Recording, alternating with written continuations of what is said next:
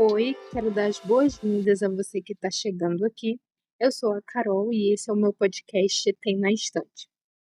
Como prometido, eu fiz mais um episódio essa semana para falar sobre a continuação de Quarta Asa, o livro Chama de Ferro, e vou fazer o mesmo esquema que eu fiz no primeiro episódio, vai ser sem spoilers, vou tentar aqui me controlar bastante para não soltar nada sem querer, porque eu quero apenas dar minha opinião aqui sobre o que eu achei do livro, sem entregar muita coisa e não estragar as surpresas que tem nesse livro. Então, podem ficar despreocupados e mesmo quem ainda não leu nem o primeiro, pode ouvir esse episódio aqui que eu não vou soltar nenhum spoiler, não vou estragar a experiência.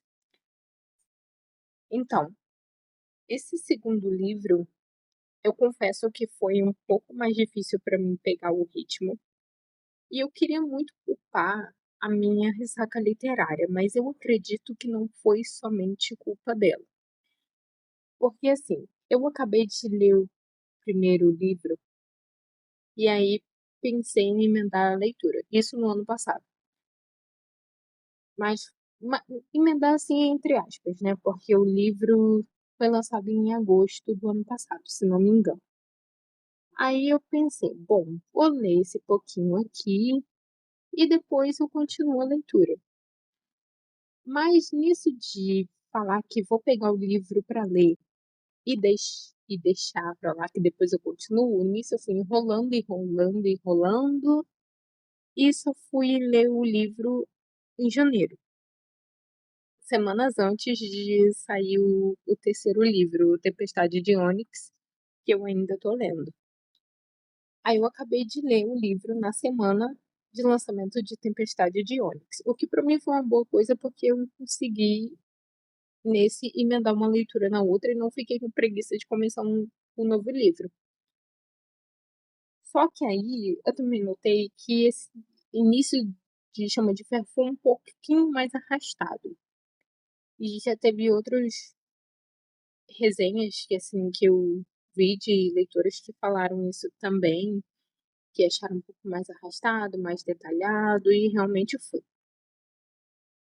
Só que assim, quando eu passei do capítulo 10 por aí, eu consegui acelerar a minha leitura, porque assim, os livros da Rebeca, como eu falei no primeiro episódio, eles têm uma leitura tranquila, não costuma ser nada muito arrastado, mas acho que esse, pro início do segundo livro, acho que teve muito detalhe e você fica naquela expectativa do que vai vir e isso te deixa ansioso, porque é um universo que tem muito a ser explorado e você quer respostas logo. Então, para mim foi bem difícil pegar esse ritmo, mas assim que eu peguei o ritmo, eu não conseguia parar de ler. E para um livro tão grande, porque esse acho que deve ter umas 700 páginas e eu li a versão em e-book, a versão em e-book tem um pouco mais. E assim, tanto como foi em Quarta Asa, nesse também a leitura te prende de uma forma e tem muitas reviravoltas. São apresentados personagens novos, o desenvolvimento dos personagens está ficando ainda melhor. A Violet, sem dúvidas, é uma das minhas protagonistas de fantasia favorita. O desenvolvimento dela nesse livro, ela tem crescido cada vez mais e mais, porque ela se mostra uma mulher ainda mais forte, que ela sabe o que quer, para as pessoas pararem de verem ela como aquela mulher frágil e indefesa lá do início do primeiro livro. Outra coisa que eu queria comentar, como eu falei da reviravolta, é que nada, repito, nada mesmo me preparou para a reviravolta no final desse segundo livro, nada mesmo. Eu tinha algumas teorias em mente, porque é um livro que, se você já tem teorias você cria várias ali já no primeiro livro, esse então é uma coisa atrás da outra, e aí você começa a ligar os pontos. E agora que eu já estou na leitura do terceiro livro, tá tudo fazendo ainda mais sentido, e você vai encaixando as peças ali. Mas realmente foi impactante o final do segundo livro, mesmo que alguns fãs já esperassem tal, eu tinha algumas suspeitas, mas de qualquer forma eu fui surpreendida porque eu pensei, bom, não vai chegar a esse ponto, mas chegou. E foi uma reviravolta daquelas. Sobre os personagens novos que são apresentados, não vou entrar em muitos detalhes, mas posso dizer que tem um personagem especificamente que te faz passar muita raiva. Você quer que ele suma de uma vez por todas da história, porque ele é insuportável. Então, se você ainda não leu esse segundo livro, então se prepare para passar muita raiva com esse personagem novo que vai chegar.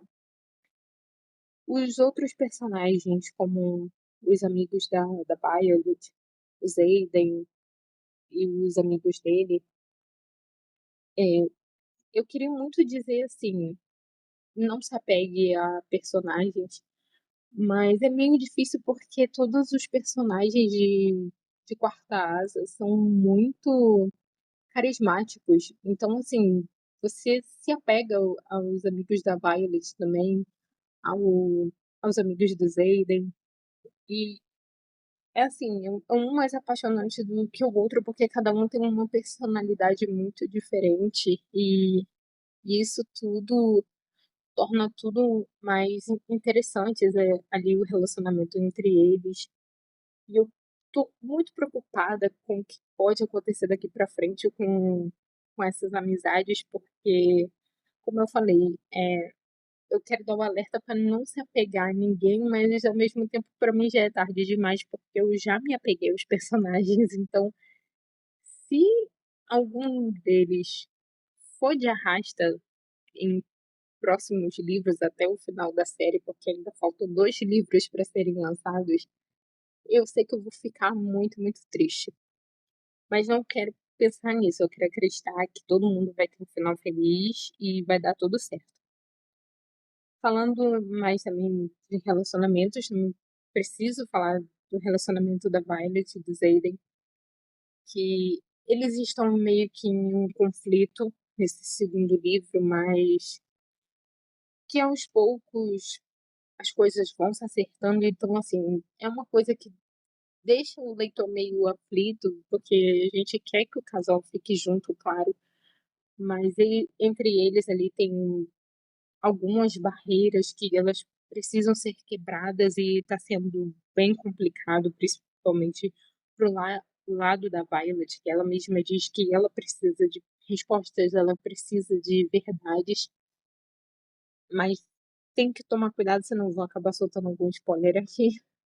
Mas é isso, o relacionamento deles está passando por um certo conflito, mas acredito que daqui para frente tudo vai se acertar e a Rebecca Yarros vai dar um final feliz para esse casal. Eu estou confiante com relação a isso. Os dragões, eles estão ainda mais incríveis nesse segundo livro.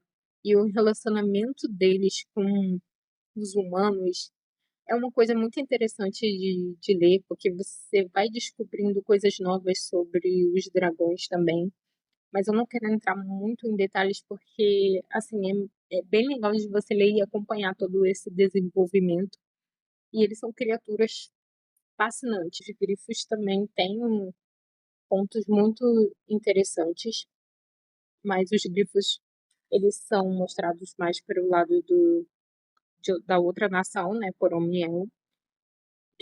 Todas aquelas criaturas aladas que são mencionados no livro te deixam mais ainda fascinados e curioso para saber sobre a origem, a espécie, tudo sobre eles. A nota que eu dou para esse livro vai ser a mesma nota que eu dei para Quarta Asa, que vai ser 4 estrelas.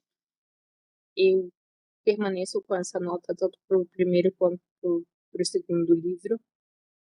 São séries que ainda estão em desenvolvimento, pode ser que eu mude de opinião, porque para mim, assim, um livro me deixou muito animada, vai ser 4 ou 5 estrelas e tudo bem.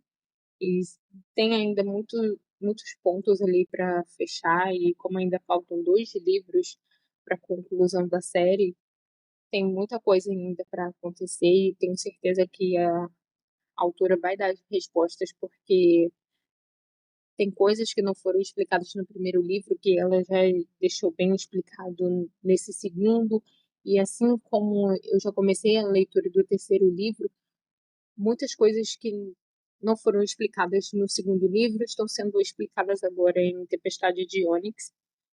E ao mesmo tempo que eu quero muito acabar de ler Tempestade de Ônix, eu não quero que ele acabe logo. Então já pode ser que na semana que vem, que eu vou passar a postar só um episódio por semana, eu traga a resenha de Tempestade de Ônix.